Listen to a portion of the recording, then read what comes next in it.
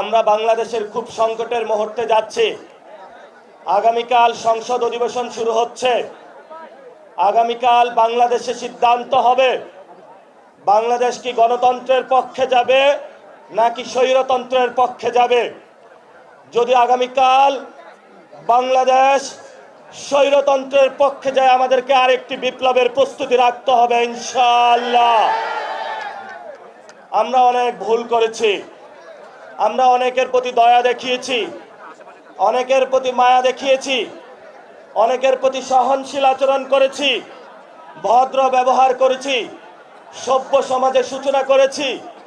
কিন্তু আমাদের যে দুর্বলতাকে আপনারা নিয়ে বাংলাদেশ আওয়ামী লীগের পুনর্বাসন, চুপ্পুর যে ভাষণ সংসদে বাজানোর প্রচেষ্টা করছেন, আওয়ামী লীগের অফিস খোলার চেষ্টা করছেন, এই সকল পায়তারা যদি চালনা আপনারা রাখেন, তাহলে আপনাদের বিরুদ্ধে আমাদের যুদ্ধ অবতীর্ণ হতে হবে ইনশাআল্লাহ।